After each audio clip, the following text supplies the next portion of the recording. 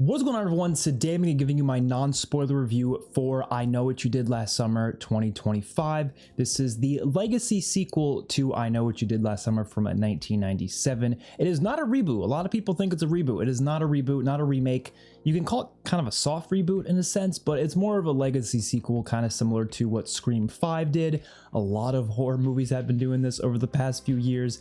And of course, this franchise had to get one itself. Of course, it is going to be non-spoilers. We're going to go through the positives and negatives, and then I'll give it a rating out of 10. Let's get right to it. So starting off with the positives, I do think overall this is an entertaining film. If you go into it just wanting a fun, campy slasher, you're gonna have fun with this. It's a fun movie all the way through. I wasn't ever bored of this movie. I never sat there feeling like this is dragging on for too long. It was entertaining all the way through. The characters are fun. The different chase sequences are fun.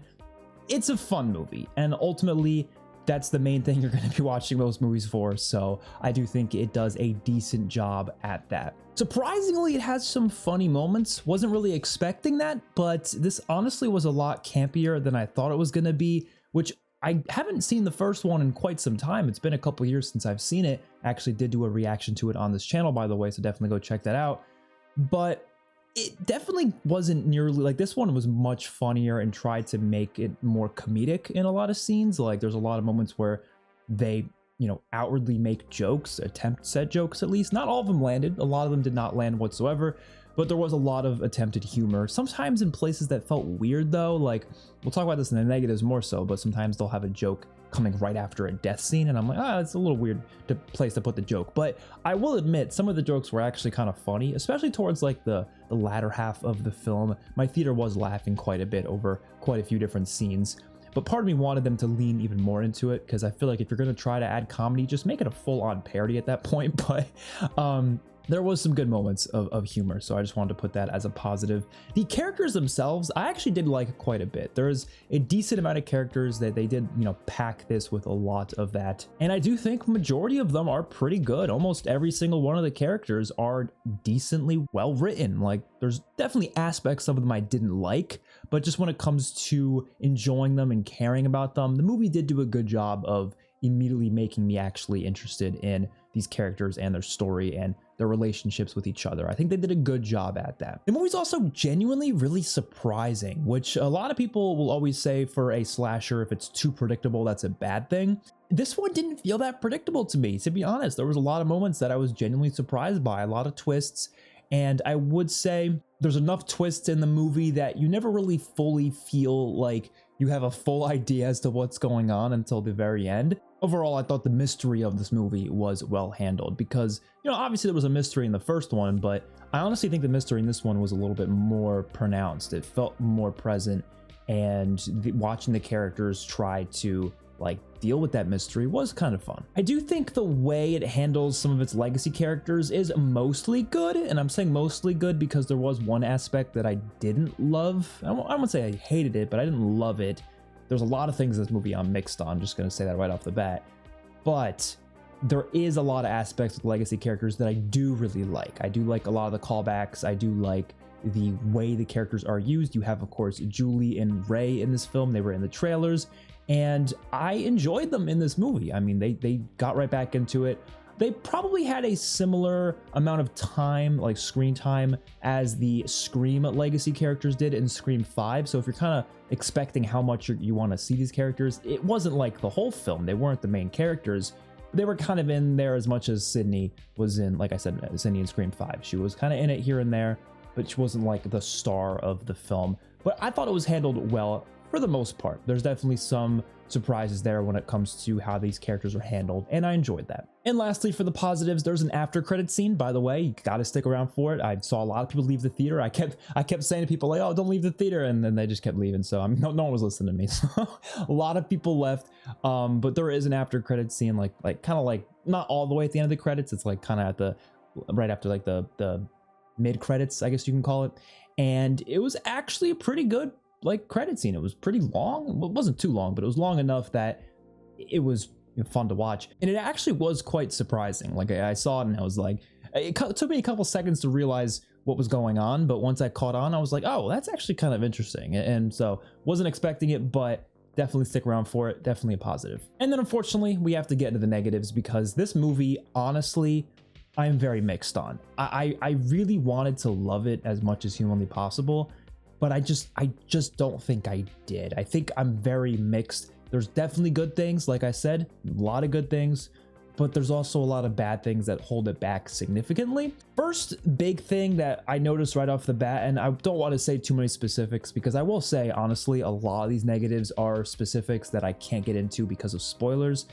But the first thing I want to mention is that the main event that causes everything in this movie, like the thing that they're talking about when they say, I know what you did last summer, obviously, if you've seen the original, you know what happens in the first one.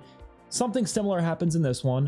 You know, the trailer showed that, but I didn't love the way it was handled. It kind of felt weird because it was like similar, but like the circumstances of the event don't really hit the same way as the circumstances of the original film. There's not really much I can say without spoiling it, but you know, I'm not sure how much the trailer showed, but overall what happens just doesn't hit the same. It doesn't work as well narratively speaking, especially because there's a lot of like things you're thinking in your head. You're like, well, they could have done this, they could have done that. And in general, it just doesn't work as well as a sequence. And I almost feel like they should have just done a completely different thing. Like they didn't have to do the whole, you know, car on the edge of the hill. Like they didn't have to do any of that. They could have literally found completely different way to have these characters accidentally cause something bad to happen to someone. There's a million ways they could have done it, but they decided to do something very similar, but like different at the same time. Again, I don't want to go into spoilers, but I just didn't like that way that was handled. And so immediately going into the film, I was like, okay, I don't really like that too much, but I'll just forget about it. It's not a big deal. And my biggest problem with this movie by far is the dialogue. Now, look, most of the dialogue is actually not that bad. Like when you're just talking about the serious scenes, when the characters are just talking, most of it's pretty good. But it's the scenes I feel like when they're trying to be funny, that's when the dialogue is just horrible. And look, it's so hard to critique this because it's like it is just Gen Z dialogue. I'm Gen Z, I'm part of that, so it is just kind of like modern lingo, the way a lot of people talk nowadays. It's like, you know, things people hear, you hear it more on like online more than anything. I feel like people in person don't usually talk like this as much. Some people do, but my problem with the movie is that they feel the need to throw it in so many scenes, and a lot of times it's used for humor because they know that Gen Z dialogue can be kind of funny. I think the writers know that. The writers know that these lines of dialogue will get people to laugh, especially teenagers. They'll have a laugh, like of course. But they do it too much though. Like there's, like I just said in the positives, there's a scene where someone dies, and then the next scene someone's like, you know, making like it's hard to say, it's hard to like explain without giving direct examples from the movie, but like the sort of things the characters say, I'm just like, what? Like we're really gonna, sometimes, to be honest, maybe I'm getting too old, there were some things some characters were saying, I had no idea what the fuck they were talking about. I was like, is that something I'm supposed to know? Like, I don't know what this is. Like, I thought I was part of Gen Z. Apparently not, man. Like, there's some things they're saying. It's like, that's something new I've never heard before. And a lot of it does come out of Madeline Klein's character. She's a great character. I'll admit, she actually made me laugh a lot in this movie. So it's weird that I'm critiquing her dialogue so much here, but at the same time, she is a character that I thought was really funny. So it's kind of like a mixed bag for me, because like half the time it worked where she was funny, the other half I kind of just cringed, and I was like, you know, I made that face in the theater. I was like, oh. I think if it was used like early on in the movie, that's like whatever, but like the problem is it's just used during scenes that are like supposed to be serious and it's like scary and something. Like I said, if they just turned this into a full-on parody film, I think it would have worked better. But the fact that it's not a parody film, it is trying to be serious for the most part, it just feels off when the dialogue kind of goes like that. And not even talking about like, you know, complaining about it being like all Gen Z dialogue. It's also some of the dialogue references the original film too much. And I said before, I like some of the references, but sometimes they go too far with it. And I'm like, all right, like we don't need to have all these quotes being brought up again and again and again. And it's sometimes in the worst possible way. And I wasn't a fan of that. There's also a lot of exposition dumping. And there was one scene in particular in the beginning of the movie where I was like, it just felt odd to me that a character didn't know something.